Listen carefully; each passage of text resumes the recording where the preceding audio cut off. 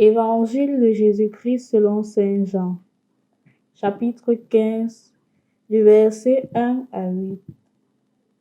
En ce temps-là, Jésus disait à ses disciples: Moi, je suis la vraie vigne, et mon Père est le vigneron.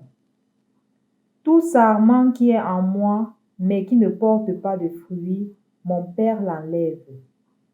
Tout sarment qui porte du fruit, il le purifie en le taillant, pour qu'il en porte davantage. Mais vous déjà, vous voici purifiés grâce à la parole que je vous ai dite. Demeurez en moi comme moi en vous. De même que le sarment ne peut pas porter de fruits par lui-même s'il ne demeure pas sur la vigne, de même vous non plus, si vous ne demeurez pas en moi. Moi, je suis la vigne et vous les sarments. Celui qui demeure en moi et en qui je demeure, celui-là porte beaucoup de fruits, car en dehors de moi, vous ne pouvez rien faire. Si quelqu'un ne demeure pas en moi, il est comme le sarment jeté dehors et il se dessèche. Les sarments secs, on les ramasse, on les jette au feu et ils brûlent.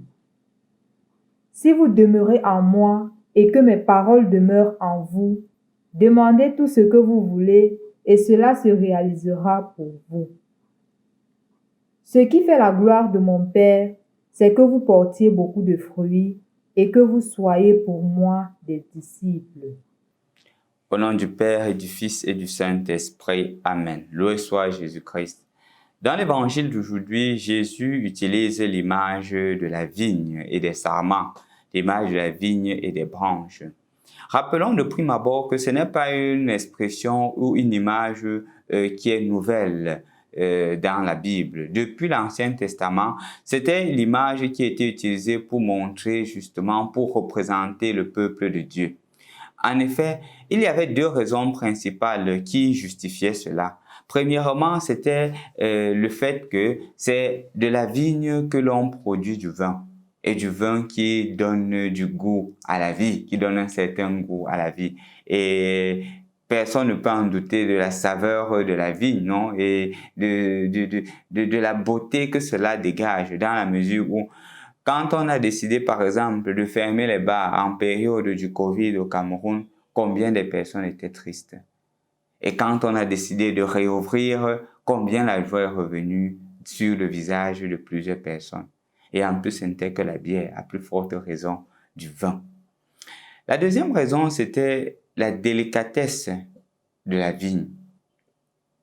Premièrement, pour que la vigne produise ou la vigne puisse donner du fruit, il faudrait que ce soit sur un terrain bien fertile et justement un terrain bien nettoyé. En plus que ce soit sur un terrain bien fertile et nettoyé, il faudrait justement patienter pendant 3 ans pour que cela puisse porter les fruits, 2 à 3 ans.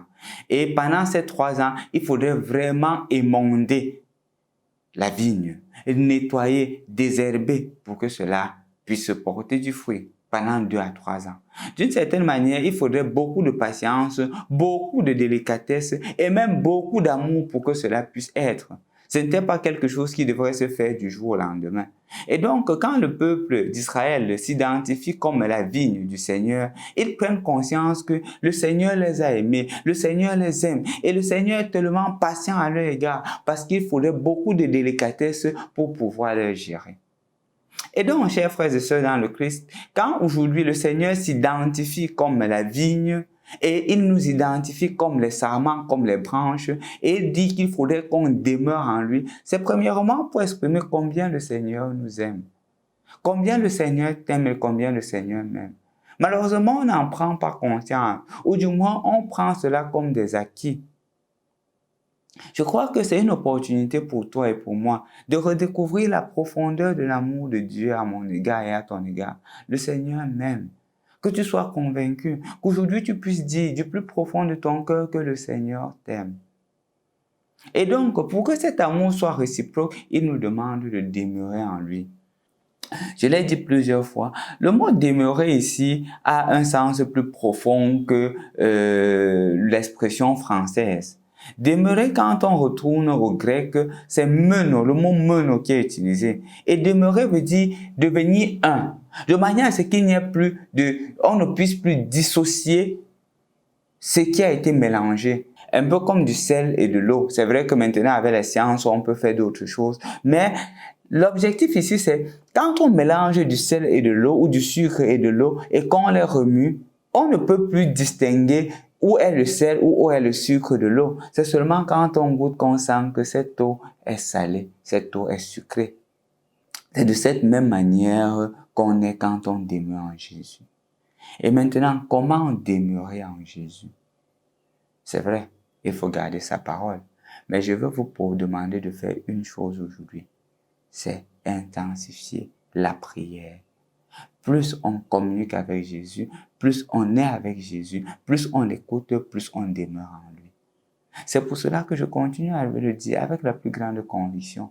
On ne peut pas vivre une vie de prière sérieuse et on dit qu'on n'est pas proche de Dieu, on ne se rapproche pas de Dieu, c'est faux. Je ne peux pas être chaque jour en train de faire la lecture divine, méditer la parole de Dieu et dire que je suis le même. C'est impossible. Qu'on le veuille ou pas, la parole de Dieu a une puissance transformatrice. C'est pour cela que je continue à le dire. Il y a une vidéo que nous avions postée il y a de cela quelques temps sur tout savoir sur la lecture divine. Vous pourriez même taper Mission Jeune, tout savoir sur la lecture divine. Faites cet exercice-là. Donnez-vous 30 minutes chaque jour de méditation de la parole de Dieu, de prière et de prise des engagements. Vous vous rendrez compte que petit à petit, vous allez demeurer en Jésus. Petit à petit, ce n'est plus le je qui prendra la première place, c'est Jésus qui prendra la première place dans vos vies. Et ainsi, de plus en plus, vous ferez un avec Jésus. Jésus veut qu'on demeure en lui. Je t'invite donc aujourd'hui à demeurer en Jésus, à prier, à intensifier ta vie de prière. Intensifiant ta vie de prière, tu verras que petit à petit, tu seras un avec lui. Tu verras qu'en face des situations parfois compliquées ou parfois tu réagissais avec violence, tu te rendras compte que la parole de Dieu te demande de patienter, te demande de pardonner, te demande de prier pour ceux qui te font du mal, pour ceux qui te font du tort. Te demande d'aimer tes ennemis et tu verras que petit à petit, le Seigneur demeurera en toi, comme il veut aussi que tu demeures en lui. Demandons donc au Seigneur la grâce aujourd'hui d'intensifier notre vie de prière. Que le Seigneur soit notre modèle dans nos prises de décision, dans nos manières d'agir. Et ainsi, petit à petit, nous serons le sel de la terre et la lumière du monde à la manière de Jésus. Au nom du Père et du Fils et du Saint-Esprit. Amen.